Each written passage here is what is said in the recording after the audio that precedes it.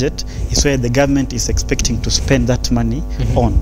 So the finance bill is, I will say, the source of income, and then the budget is the expenditure. So if you look at the proposals in the finance bill, most of them are anchored towards raising or increasing the tax collection in the long run. Okay. So there will be an increase in actually the tax collections. All right. So there will be an increase in tax collection. Let me come back to the issue of the deficit, because we are going to have a deficit. Yes, where this money is supposed to come from? Borrowing. Borrowing. Yes. But we are a government that doesn't want to rely on borrowing. So where do we borrow? There's no else. It's only borrowing. Here you have 250 shillings and you want to buy something worth 350 shillings. Where are you going to get the 100 shillings extra? Okay. Where? You're going to borrow. Yeah. Either you will Fuliza, or you'll get a mobile loan from these apps. Yes. So you'll have to borrow because the nature of the Kenyan government, the Kenyan budget, or the government's budget, is expenditure based. It's not revenue based, because if it was revenue based, you will assess the level, the amounts of revenue that you have, and say this is what we have to spend. We can't go further. But now this is an expenditure based budget, so we make what we want to do first before we decide where to get the or how much to finance this. So where to get that taxes is now where the question comes in, where the mwananchi comes in, because at the end of the day, you've been given the budget. You have to get money to finance that budget. So that money will come from the mwananchi and borrowing. Okay. And if I say borrowing, at the end of the day, it's still the mwananchi who will pay. So it's definitely 100% on mwananchi.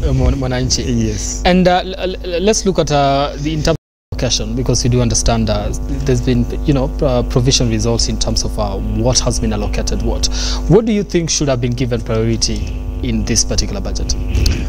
Well, if I can recall again what I said on radio in the morning, based on the that our President RUTO gave us during the campaign period, I think if we have to go by those promises, those are the things that, or those are the areas that he needs to place much concentration on. The raising of, uplifting of the mama mboga, and I want to believe that this ministry called or in charge of medium and small enterprises should be given a higher allocation, so that it can be used to make projects or developments that are geared towards informal sector, because it's the informal sector carries a very big chunk of Kenyans. Those who are self-employed or those who are just doing business, it carries a big citizen. Okay. So I would want to believe that the government will direct all their efforts, or most of their efforts, toward such sectors. The sectors of mama mboga, of boda, the transport industry. It employs a lot of people in the informal sector. Okay. So I would want to believe that the government should direct more of the efforts in those sectors that are going to give employment opportunities to those in the informal sector. Okay. And also, as a way of growing the economy of the country, you can't do away with manufacturing. All right. You have to invest in manufacturing. And so I will want to, I believe the government should be very much concerned on how they can improve the sector in this country. Because the manufacturing sector will give employment to the citizenry. Besides giving employment to the citizenry, it will produce more goods that will be ready for the external market. Now that's market outside Kenya. And when you do that, our balance of payments, it means we'll be increasing our exports. And when we increase our exports, it means our balance of payments will be going down, because we are having more exports than imports. Okay. So we cannot import something we are not manufacturing. We are not export something we are not manufacturing. Right now, I do believe that we've given so much priority to education. Was this the right move from where you sit? Yes, I believe, because there's the new syllabus, the 844 syllabus. That's the CBC curriculum. The CBC curriculum. The CBC curriculum. Yes. You see that CBC curriculum. It's like we are expecting more from that CBC curriculum. more than what we can see right now.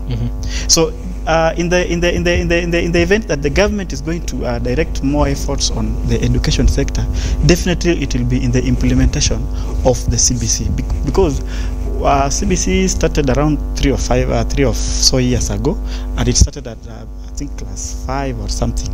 So at this time, those students who are in grade 5, nowadays they call grade 5, you know, we are used to classes. Class 5. So, yeah, so those who are in grade 5 at that time when the CBC was starting, they are now, I think, in grade 7. Definitely, there is more expectation from them. To add on that, there is that junior secondary. Junior secondary is a whole new thing. You need classrooms for those students. You need teachers to hire teachers for those students.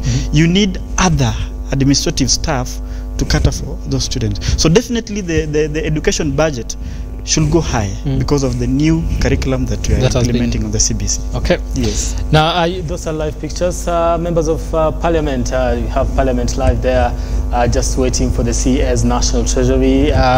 GÜTHOMA Ndungu, who is on his way, we see that he's being escorted, and you know, with good security, because the future of this country is actually in his hands as we speak at this particular moment. And I do believe it will be half screen in regards to as that continues, and what is happening here in studio, just trying to make sense of that, what is happening in the country as we speak at this particular moment. Now listen, one of the issues that has been championed here in the country has been the issue of unemployment, and I do believe when the president talks about the issue of affordable housing and you know, construction of that, trying to deal with unemployment, because that has been a clarion call, and you know, championing for that everywhere he goes. When with all this, does this seek to address that particular issue when you analyze that?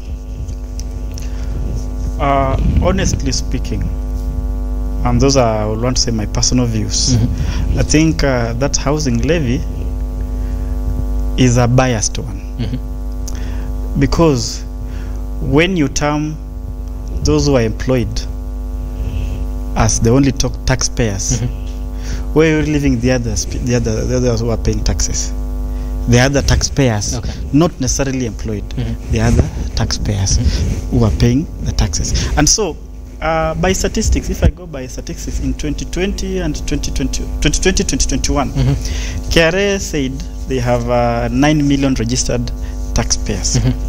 Out of the 9 million registered taxpayers, 6.1 million filed their taxes or tax returns at that time.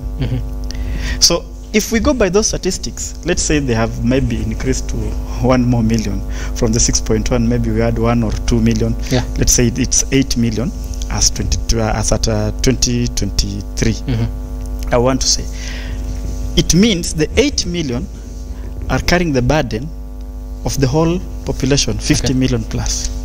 So when you want to add an additional levy that is not refundable to the common mwananchi, to those who are employed, I think that will be unfair, because it means you are getting my extra income to finance for the other person, when we all pay an equal share of the taxes.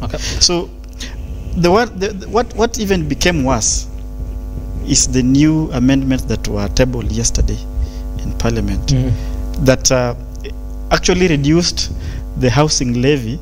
It changed the housing, the thing from a housing levy to a housing levy or to a tax. So it's definitely a tax. And the worst thing, which I think I want more Kenyans to understand this, it's they removed the capping. When I say the capping, initially they had proposed that you can only pay to a maximum of 5,000. That is 2,500 for employer and 2,500 for employee. Yes, but with the new amendments, they reduced that rate to 1.5, and 1.5 without capping. So you can pay as much as you are earning. So if you are earning 100 shillings, you'll pay 15%. It's 15 shillings. If you are paying 1 million, you'll pay 15,000 shillings. Initially, it was capped at 5,000. That is 2,500. So the maximum that I could pay from my salary was 2,500. But now with these changes, I can pay as much as my salary allows me to. Okay. Which is so you want to say the 1.5% reduction is not a positive thing from your side? What makes even me doubt more about that 1.5, it's how are they going to implement that idea? Okay. Where are they going to get the land to allocate, and how, on what criteria are they going to allocate such lands and all those for the And I want the people watching this particular evening, afternoon rather, to understand that this 1%, it's going to be deducted from their salary starting this coming month, right? Yes. I would want to say this coming month until the finance bill passes into law, then we can see the implementation date, or when the bill or the section of the sections of that bill will come or into effect. Okay. So some, I think, they can come into effect on 1st of January, but I believe the housing levy will come into effect on 1st of January. Then there are those that are going to come into effect on 1st of July once that bill passes and is assented to by the president. Okay. Yes. Is it practical? Because this is something. So what happens to the people that, in regards to this finance bill, the housing levy rather? Yes. 1.5% is going to be deducted from your salary. This is on top of all deductions that you actually do make, all contributions you do make in terms of NSSF, NHIF, and everything else that is actually deducted from your salary. Yes. Then you're going to be deducted 1.5% of your salary to go to contribute to the housing levy fund. Yes. Now, if somebody, a Kenyan somewhere, has a, I want to look at these two scenarios. I have a wife, presumably, that I have a wife and we are both employed and we are working. Each one of us is going to be deducted 1.5%. What happens? Do we have two houses at that particular time? I'm also asking myself the same questions. And if somebody... Is my wife going to get a different house and also get a different house?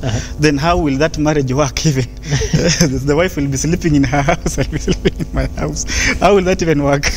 Then one issue I think that is also arising in regards to the same is, what if somebody has already constructed a house, they do have that one, that house, and make their contribution, they are deducted, and yet they might not qualify for the house, right? At the end of the day, what will happen to, because there's no refunding of that particular money, what happens to that? You see, I think when I started on the discussion of the housing levy, I told you this is an unfair tax or unfair levy, because there are people who have already bought houses, but they'll be forced to contribute an additional 1.5%. So how are they going to benefit from that? Those are the questions we're also asking ourselves. How are they going to benefit? Because I already have a house, let's say, but I'm being forced to contribute for another house. So where am I going to get that house? And let me also inform you, my brother. Let's say you are earning 1 million, because probably that could give you a higher amount of levy to pay. If you are on 1 million, you'll pay 15,000. Yeah. Roughly, one bedroom in Nairobi, how much does it cost on average? Depends on the area, though. Okay. Generally, on average, I will say it's 2.5 million, 3 million, one bedroom. So if you take 15,000 per month to reach up to 3 million, how much is that? Let me let me do that mathematics. Divided by 15,000. It will take you 200 months to reach up to 3 million. You see? So 200 months, divide this by 12 months. That's around 16 years. So for 16 years, you'll be paying 15,000 for you to own a one-bedroom house. No, and not everyone gets and to at that earn time, a million. At that time, the price of that house will have gone higher. It will not remain 3 million. 16 years is a long time. Exactly. So how plausible or how feasible is that housing levy? That's the question I'm really asking myself. Now, that's an assumption that you are earning 1 million. 1 million. So the average salaries Kenyans are being paid, on average, a Kenyan is paid 25,000. Yeah. So 25,000, 375 shillings. So how much are you going to contribute for that long to accumulate 3 million? It is a long time. You see? So those are the questions that you're asking about this housing levy. And we believe that if thought carefully, it can be done in a more better way. It can be done in a more better way. So from where you sit, the thought process was actually. It's a hurried implementation, because even I think in the budget of our finance bill for 2017-2018 or 2018-2019, in the retired President Uhuru's reign, he had proposed such a proposal, but it met a lot of opposition from the citizenry, and then they allowed that to be a voluntary deduction. Okay. So if we can continue with that, I will say it could be the best way to go about it. Okay. Let's make it a voluntary deduction. Let's not make it a statutory deduction. Yes. Let's look at some of the things that maybe I can add something before you. Okay. From where I sit, that additional housing levy, it's a strategy to get cash flows. You know, when you're in business, you might be making profits, but if you do not have cash flow, you will fail. You understand?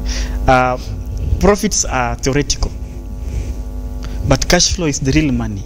So if you don't have money to